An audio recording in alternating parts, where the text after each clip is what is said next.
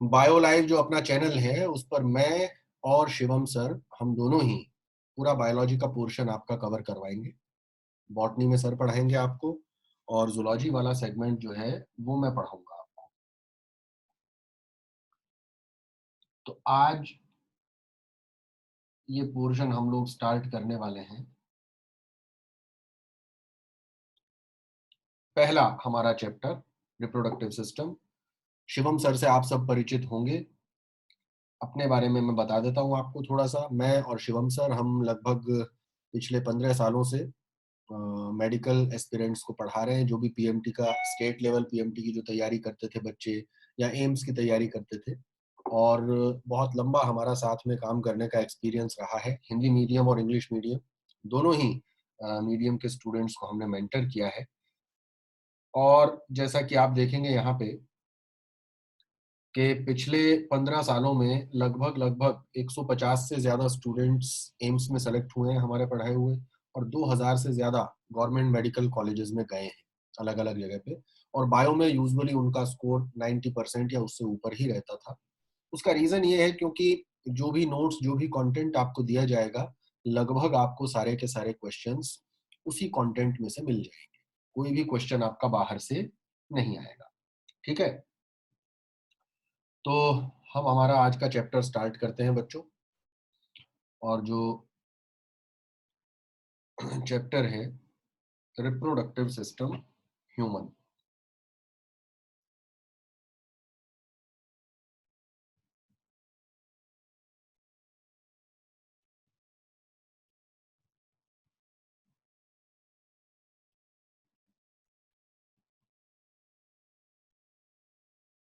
मानव का जनन तंत्र।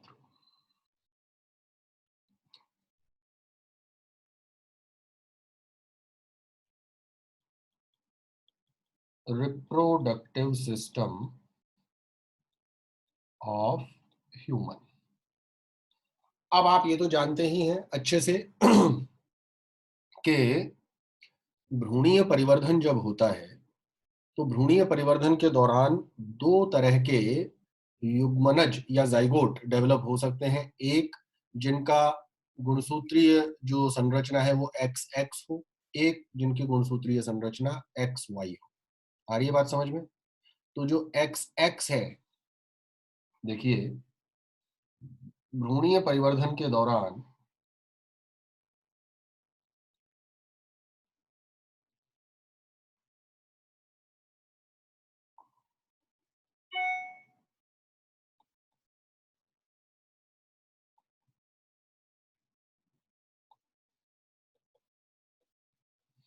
भ्रूणीय परिवर्धन के दौरान हमारे सामने दो परिस्थितियां हैं।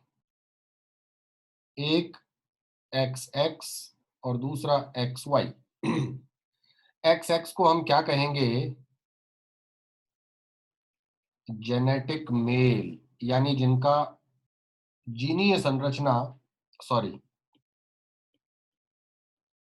जेनेटिक फीमेल, यानी कि जिनकी जीनीय संरचना एक्स एक्स है, और जिनकी एक्स वाई है उन्हें हम क्या कहेंगे?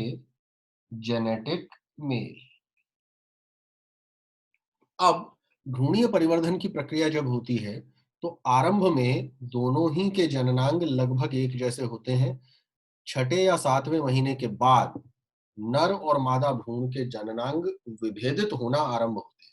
यानी कि हम शुरू के 3 महीने में, 4 महीने में, 5 महीने में ये जानने की कोशिश करेंगे कि परिवर्धनशील भ्रूण जो है वो अ, उसके जननांग विभेदित हो गए हैं या नहीं, तो हमें इसकी जानकारी अच्छे से नहीं मिल पाएगी। आ रही है कि नहीं बात समझ में? अब देखिए, जनन तंत्र में दो जो बेसिक सिस्टम्स हैं उनको हम डिस्कस करेंगे। सबसे पहले हम डिस्कस करने वाले हैं मेल रिप्रोडक्टिव सिस्टम, या हम कहें नर जनन तंत्र। और दूसरे नंबर पर हम डिस्कस करने वाले हैं मादा जनन तंत्र। ठीक है, तो आज हम स्टार्ट करेंगे नर जनन तंत्र से। ठीक है, मेल रिप्रोडक्टिव सिस्टम से। आइए, सबसे पहले इस डायग्राम को देखिए। ये डायग्राम मैं आपके लिए फिर से ड्रॉ करूंगा। इसमें जो लेबलिंग इंग्लिश में है उसको भी हिंदी में कर देंगे, कन्वर्ट कर देंगे। लेकिन आप इसे समझने की कोशिश करें। ये पूरा का पूरा जो नर जनन तंत्र है उसका अरेंजमेंट है। नर जनन तंत्र का अरेंजमेंट या उसकी व्यवस्था। अब इसमें हमें दो डायग्राम दिखाई दे रहे हैं बच्चों, ध्यान से देखो। एक डायग्राम तो ये दिख रहा है, ये नर जनन तंत्र का डायग्राम है सामने से, फ्रंटल व्यू से, जब हम सामने से देखेंगे। और एक डायग्राम आपको ये दिखाई दे रहा है। ये जो डायग्राम आपको दिखाई दे रहा है ये लेटरल सेक्शनल व्यू है, यानी कि इसको हम अनुदैर्ध्य काट में जो चीज हमें दिखाई देती है वो है ये। मैं इन दोनों डायग्राम्स को पहले आपको एक एक करके समझाऊंगा। इसमें जो चीजें लिखी हुई हैं उनको साथ में आपके लिए हिंदी में भी मेंशन करता जाऊंगा, और फिर उसके बाद हम आगे इनको डिस्कस करेंगे। देखिए,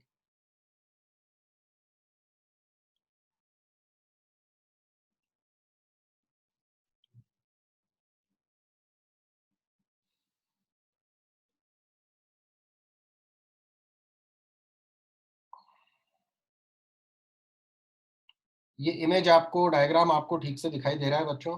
इसमें कोई कंफ्यूजन तो नहीं है कहीं दिखाई देने में? पूरी स्क्रीन पर अच्छे से दिख रहा है डायग्राम?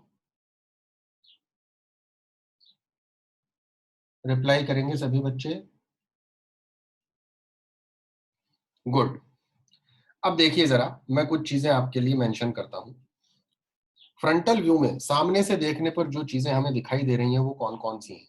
सबसे पहले ऊपर देखिए, ये जो संरचना आपको दिख रही है ये है यूरिनरी ब्लैडर, या कहें मूत्राशय।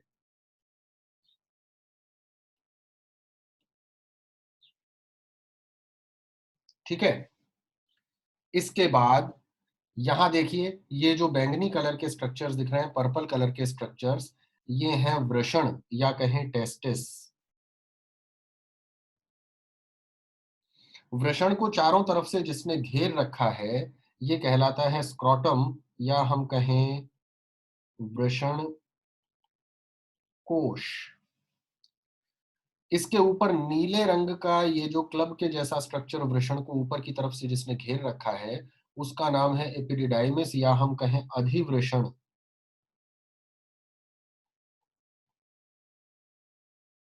ठीक है। अब आप देख रहे हैं कि अधिवृषण से ये एक नलिका ऊपर की तरफ जा रही है और ऊपर से घूम के वापस नीचे की तरफ आ रही है।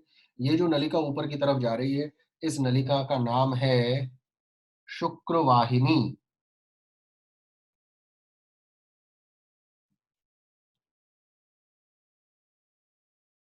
ठीक है, वासा डिफरेंशिया या शुक्रवाहिनी एक ही बात है।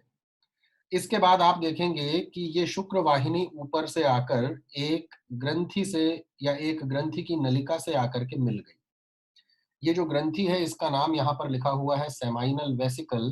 हिंदी में इसी ग्रंथि को हम कहते हैं शुक्राशय।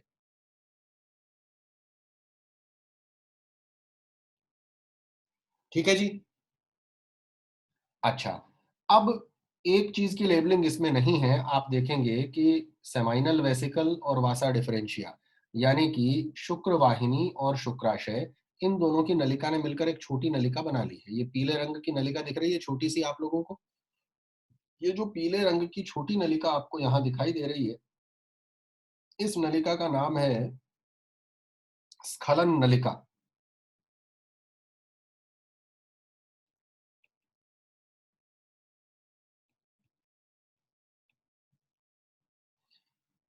या इजैक्यूलेटरी डक्ट। ये जो दिखाई दे रहा है इसमें इसकी लेबलिंग नहीं है।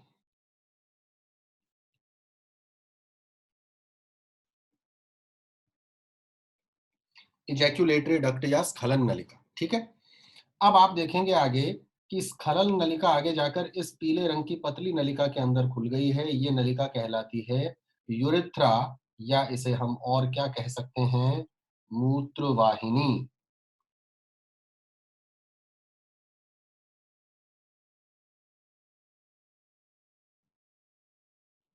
समझ में आ रही है बात यहां तक? ये सारे टर्म्स क्लियर हुए बच्चों? रिप्लाई करो जरा जल्दी से।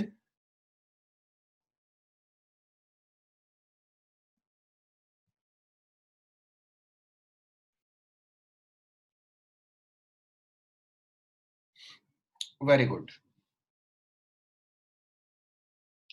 अब देखो जरा, मूत्रवाहिनी के आरंभिक भाग पर, यहां देखो, यहां से मूत्रवाहिनी शुरू हुई है, इसके चारों तरफ ये लाल रंग की एक ग्रंथि दिखाई दे रही है, इसका नाम है प्रोस्टेट ग्रंथि। इसको हिंदी में भी प्रोस्टेट ही कहा जाता है, पौरुष ग्रंथि भी बोल देते हैं इसको।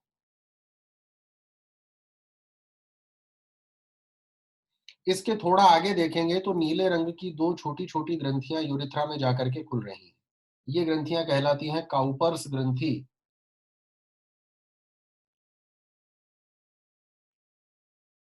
या इसी का दूसरा नाम है बल्बो यूरेथ्रल ग्रंथि। ठीक है। इसके बाद आप देखेंगे कि ये जो हरे रंग का, ग्रीन कलर का ये पूरा का पूरा स्ट्रक्चर दिखाई दे रहा है, इसे हम कहते हैं पेनिस या लिंग। पेनिस तीन ऊतकों से मिलकर के बना होता है। देखो, दो ऊतक तो आपको दिखाई दे रहे हैं गहरे हरे रंग के, एक तो ये और एक ये जो गहरे हरे रंग के स्पंजी ऊतक हैं, इन ऊतकों को हम कहते हैं कॉर्पोरा कैवर्नोसा। मैं यहां लिखे देता हूं,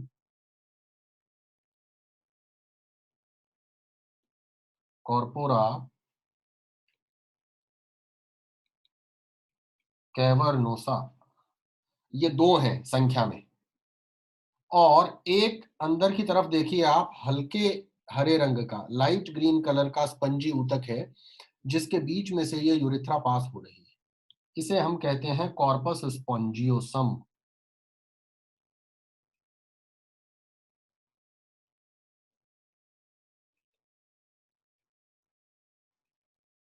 ठीक है।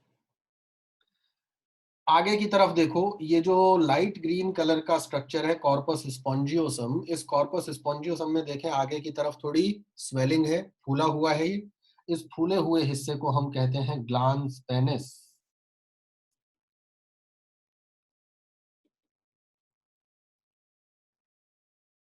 ठीक है। और इसके ऊपर ये जो त्वचा का आवरण है, इसे हम कहते हैं प्रिप्यूस या फोरस्किन। और ये आगे की तरफ आपको यूरेथ्रा का छिद्र दिखाई दे रहा है। यूरेथ्रा या मूत्रवाहिनी का छिद्र। आ गई बात समझ में? तो ये पूरा का पूरा एक मेल रिप्रोडक्टिव सिस्टम का अरेंजमेंट है, जो शुरू में आपको समझ में आना चाहिए कि एग्जैक्टली मेल रिप्रोडक्टिव सिस्टम का अर्थ क्या है, नर जनन तंत्र का अर्थ क्या है, उसमें कौन कौन सी संरचनाएं सम्मिलित की जाती है। सबसे पहली चीज ये है जो हमें क्लियर होनी चाहिए। मैं एक बार फिर से रिपीट करूं, देखो, नर जनन तंत्र में प्राथमिक जननांग कौन से होते हैं? वृषण, ये रहे, ये प्राथमिक जननांग है। प्राथमिक जननांग किन्हें कहते हैं बच्चों? ऐसे जननांग जहां युग्मक जनन की प्रक्रिया होती हो, जहां शुक्राणु और अंडाणु बने। जैसे वृषण में शुक्राणु बनते हैं, अंडाशय में अंडाणु बनेंगे, तो वृषण और अंडाशय दोनों प्राथमिक जननांग कहलाएंगे, और बाकी सारे सहायक जननांग कहलाएंगे। तो ये प्राथमिक जननांग हो गया वृषण। वृषण को चारों तरफ से जिस त्वचा के आवरण ने घेर रखा है, उसका नाम है वृषण कोश।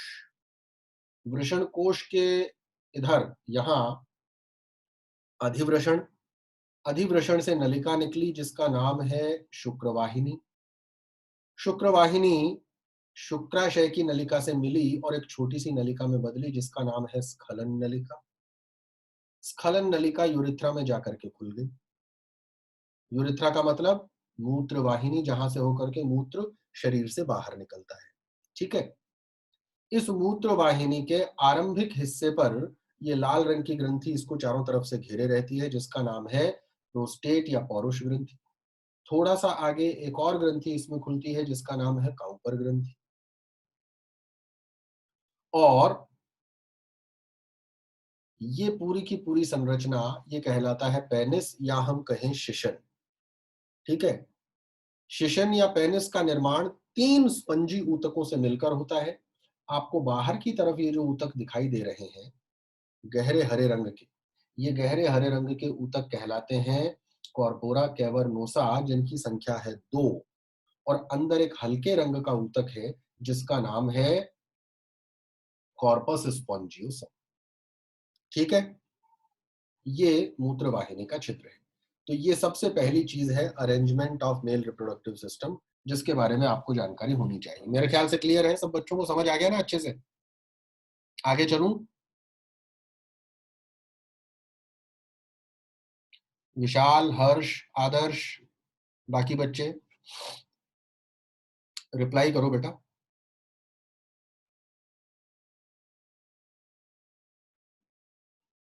हर्ष और आदर्श, आपको सुनाई दे रहा है बेटा?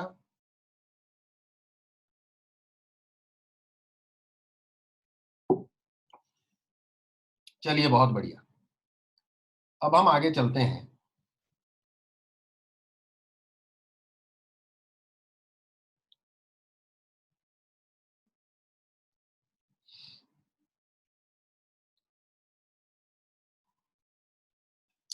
अब हम आगे चलते हैं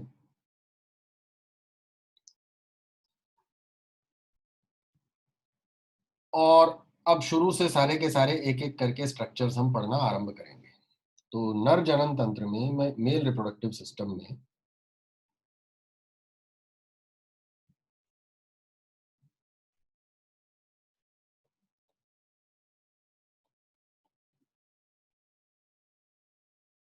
कौन कौन सी संरचनाएं हैं? देखो, सबसे पहले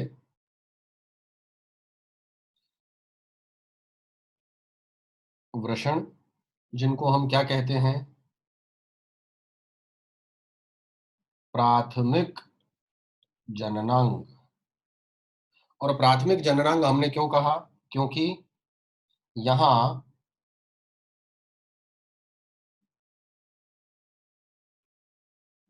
युग्मक जनन की प्रक्रिया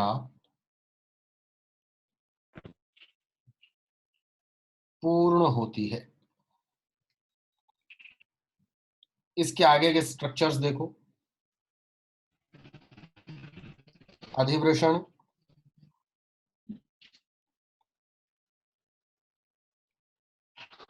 शुक्रवाहिनी,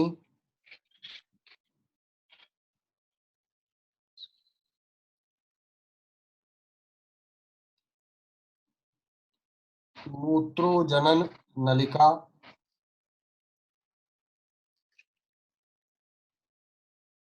फिर ग्रंथियां हैं जिनको सहायक जनन ग्रंथियां कहा जाता है। और ये सहायक जनन ग्रंथियां तीन तरह की हैं। पहली शुक्राशय,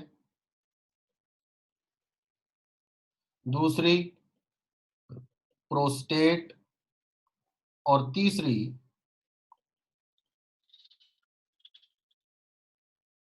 काउपर, या इसी का एक और नाम है बल्बोयूरेथ्रल ग्रंथि। और आखिरी संरचना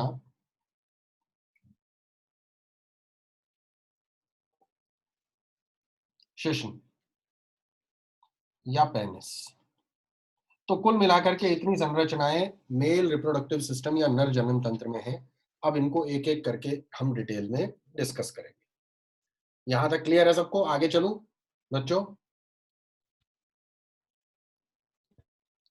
पहला स्ट्रक्चर अब हम डिस्कस करते हैं, फर्स्ट।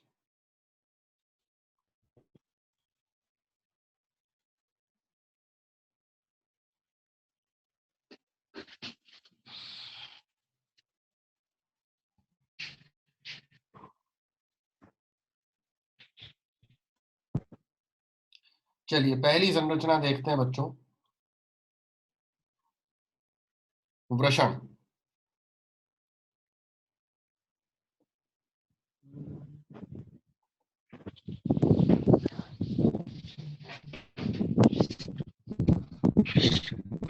अब वृषण के बारे में दो तीन चीजें समझो। सबसे पहले वृषण या टेस्टिस,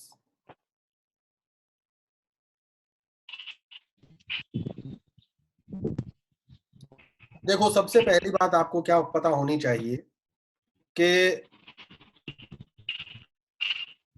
मानव के जो वृषण, बेटा अपना माइक बंद रखो, मैं किए देता हूं, चलो। मानव के जो वृषण हैं वो उदर गुहा से बाहर पाए जाते हैं, जिनको हम कहते हैं एक्स्ट्रा एब्डोमिनल टेस्टिस। तो सबसे पहला और इंपॉर्टेंट पॉइंट जो आपको याद रखना है वो क्या है?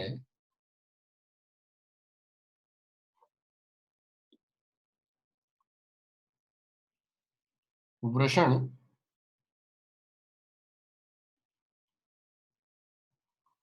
पिंक कलर्ड या गुलाबी रंग के अंडाकार संरचनाएं हैं, जो कि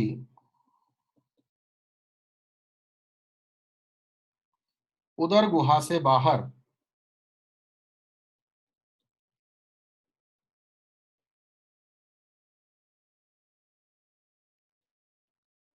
त्वचा के वलन, जिनको वृषण कोश कहा जाता है, में स्थित होते हैं। ठीक है। अब सवाल ये है कि ये उदर गुहा के बाहर क्यों आए? तो इस चीज को समझने के लिए आपको एक प्रक्रिया समझनी पड़ेगी जिसे हम कहते हैं डिसेंड ऑफ टेस्टिस। लेकिन वहां हम जाएं उससे पहले आपको ये पता होना चाहिए कि उदर गुहा से बाहर किस किस के वृषण होते हैं। आपने टेक्सोनॉमी में कॉर्डेटा में 5 मेजर ग्रुप पढ़े होंगे। संघ कॉर्डेटा,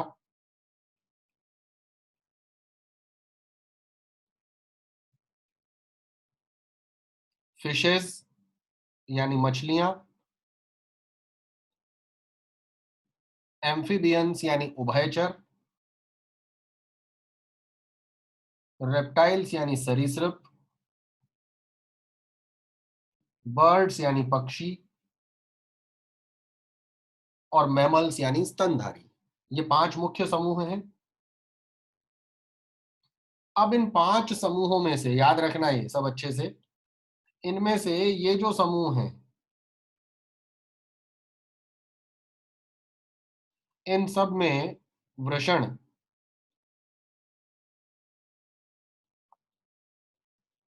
उदर गुहा के अंदर या उदर गुहा में पाए जाते हैं। मैमल्स की अगर हम बात करें, स्तनधारियों की अगर हम बात करें, तो आपको यह भी याद होगा कि स्तनधारियों के 3 समूह हैं। कुछ बच्चों ने शायद ये नाम पढ़ भी रखे होंगे। प्रोटोथीरिया, मेटाथीरिया और यूथीरिया। ये नाम सुन रखे हैं कि नहीं बच्चों आपने? बताओ जरा। प्रोटोथीरिया जिसमें कि प्लेटिपस आता है, मेटाथीरिया जिसमें कि कंगारू आता है, और यूथीरिया जिसमें कि मानव है। बाकी भी है। तो अब ये बहुत इंपॉर्टेंट पॉइंट है जो कि आपको याद रखना है बच्चों, कि ये जो 2 समूह हैं, कौन कौन? मेटाथीरिया और यूथीरिया। ये 2 ऐसे समूह हैं पूरे जंतु जगत में यानी कॉर्डेटा में,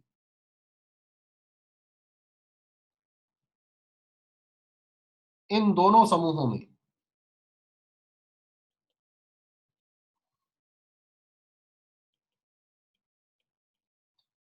वृषण उदर गुहा के बाहर पाए जाते हैं। और वृषण जब उदर गुहा के बाहर पाए जाते हैं तो हम एक शब्द काम में लेते हैं,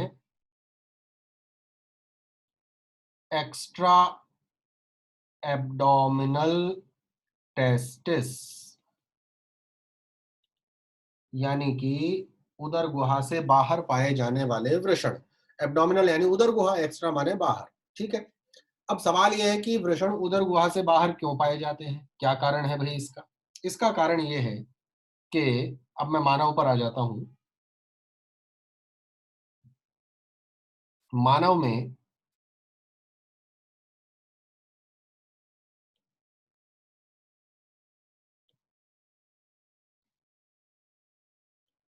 भ्रूणीय परिवर्धन के दौरान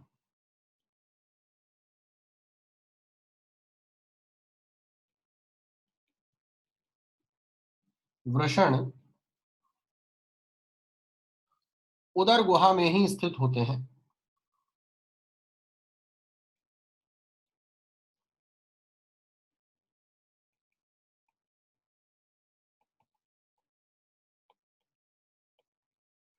शुरू में तो उदर गुहा के अंदर ही होते हैं, लेकिन उसके बाद क्या होता है, बाद की घटना क्या है?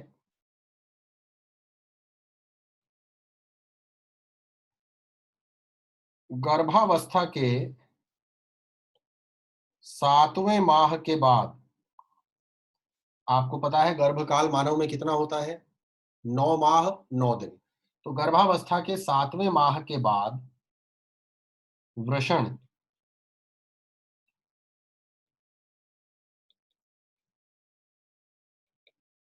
टेस्टोस्टेरोन हार्मोन के प्रभाव में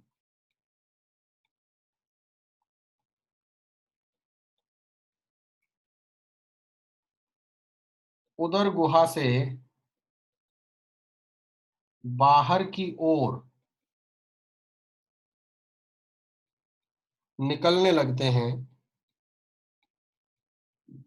तथा जन्म के समय तक वृषण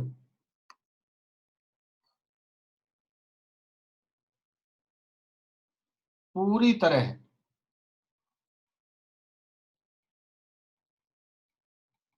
उदर गुहा से बाहर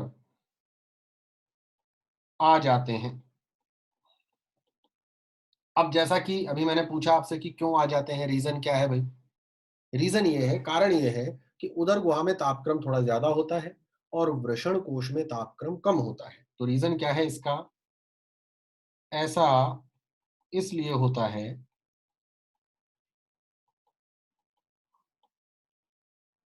क्योंकि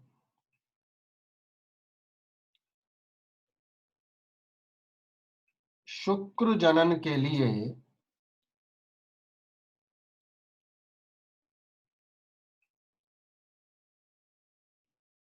उपयुक्त तापक्रम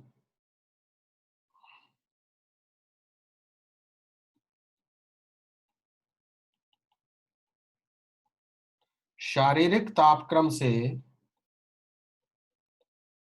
2 से 2.5 डिग्री सेल्सियस कम होता है। यानी कि हमारे शरीर का जितना टेम्परेचर है, हमारे शरीर का जितना तापक्रम है, उससे 2 से 2.5 डिग्री सेल्सियस टेम्परेचर कम होना चाहिए। तब शुक्र जनन की प्रक्रिया पूरी ठीक तरीके से चलेगी। तो अगर वृषण उदर गुहा में ही रह गए, बाहर की तरफ नहीं निकले, तो टेम्परेचर उसको कम नहीं मिलेगा। तो शुक्र जनन हो पाए इसलिए वृषण उदर गुहा से बाहर की तरफ गति करने लगते हैं। इनके बाहर की तरफ गति करने की ये जो प्रक्रिया है,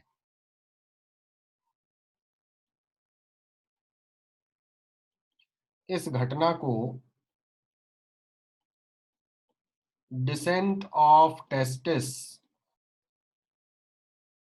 कहा जाता है।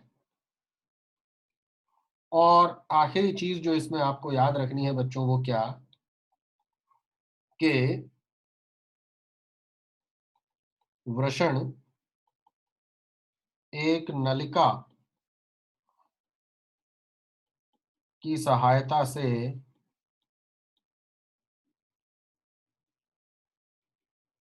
उदर गुहा से जुड़े रहते हैं, या वृषण की जगह कहना चाहिए वृषण कोश एक नलिका की सहायता से उदर गुहा से जुड़े रहते हैं, जिसे इनगुइनल कैनाल कहा जाता है। अब इसको जरा डायग्रामेटिकली समझ लो जल्दी से। मान लो कि ये हमारी उदर गुहा है।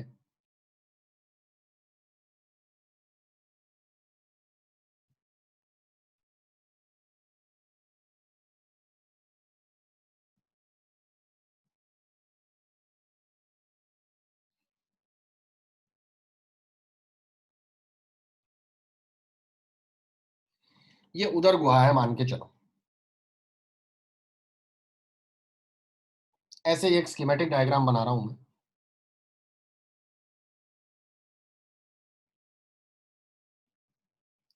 और उदर गुहा में ये हमें दिखाई दे रहे हैं वृषण। टी से रिप्रेजेंट कर देते हैं, टी का मतलब टेस्टिस। अब क्या हुआ,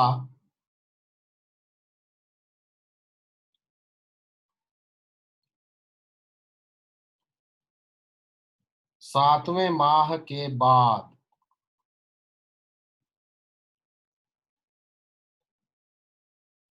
टेस्टोस्टेरोन हार्मोन के प्रभाव में क्या घटना घटित हुई, ये बाहर की तरफ गति करने लगे। ये टेस्टिस बाहर की तरफ आने लगी। और जन्म के समय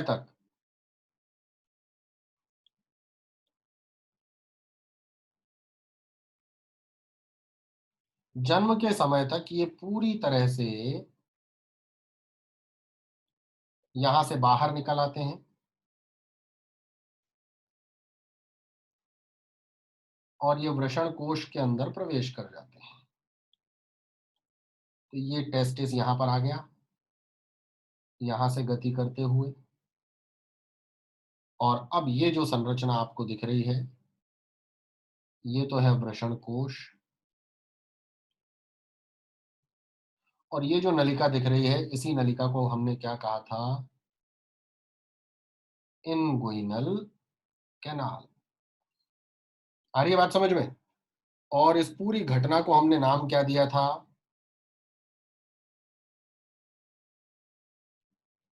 डिसेंट ऑफ टेस्टिस। अब आप मेरे को ये बताइए कि अब पूरा मैकेनिज्म आपको अच्छे से समझ में आया या नहीं। मैं एक बार सारी चीजें वापस से पढ़ देता हूं आपके लिए, जो जो चीजें मैंने ऊपर लिखी। देखो, सबसे पहले क्या लिखा, वृषण पिंक कलर्ड या अंडाकार संरचनाएं हैं जो कि उदर गुहा से बाहर त्वचा के वलन में पाए जाते हैं। वलन क्या है, वृषण कोश। ठीक है। संघ कॉर्डेटा में मछलियां, उभयचर, सरीसृप, पक्षी और स्तनधारी, ये 5 मुख्य समूह हैं। इनमें से जो 4 समूह हैं, इनके वृषण पाए जाते हैं उदर गुहा में। और आखिरी जो समूह है, मैमेलिया, इनमें भी प्रोटोथीरियंस में उदर गुहा में ही होते हैं, लेकिन मेटाथीरिया और यूथीरिया में वृषण उदर गुहा से बाहर पाए जाते हैं। बाहर पाए जाने वाली जो परिस्थिति है, उसे हम कहते हैं एक्स्ट्रा एब्डोमिनल टेस्टिस। होता क्यों है, मानव में भ्रूणीय परिवर्धन के दौरान तो उदर गुहा में ही होते हैं, लेकिन गर्भावस्था के 7वें महीने के बाद टेस्टोस्टेरोन हार्मोन के प्रभाव में ये उदर गुहा से बाहर की ओर गति करने लगते हैं और जन्म के समय तक उदर गुहा से बाहर आ जाते हैं। और ये इसलिए होता है क्योंकि शुक्र जनन के लिए उपयुक्त तापक्रम शारीरिक तापक्रम से 2 से 2.5 डिग्री सेल्सियस कम होना चाहिए। ठीक है। वृषण कोश एक नलिका की सहायता से उदर गुहा से जुड़े भी रहते हैं, जिस नलिका को हम कहते हैं इनगुइनल कैनाल। और ये पूरी प्रक्रिया है डिसेंड ऑफ टेस्टिस या वृषण के उदर गुहा से बाहर निकलने की घटना, जिसमें ये टेस्टिस है, ये उदर गुहा है। 7वें महीने के बाद टेस्टोस्टेरोन के प्रभाव में वृषण बाहर की तरफ निकलने लगे और अंततः इनगुइनल नलिका से होकर के बाहर आ गए। ये नलिका वृषण कोश और उदर गुहा को आपस में जोड़े। बेसिक बातें समझ में आई बेटा? इसके बाद वृषण की संरचना, वृषण के चारों तरफ पाए जाने वाले सुरक्षात्मक आवरण, इन सब चीजों को अब हम पढ़ने वाले हैं इसके बाद। पहले मुझे ये बताइए कि अभी तक जो हमने चीजें पढ़ी हैं वो आपको क्लियर हुई या नहीं। विशाल, हर्ष, बाकी बच्चे? गुड। तो बच्चों, आज के लिए इतना ही। अब कल जब हम मिलेंगे या अगले लेक्चर में जब हम मिलेंगे, तो इससे आगे की चीजें हम लोग डिस्कस कर रहे हैं। ठीक है। तो तब तक के लिए goodbye and good day to all of you. मिलते हैं अगले लेक्चर में जल्दी। ठीक है बेटा।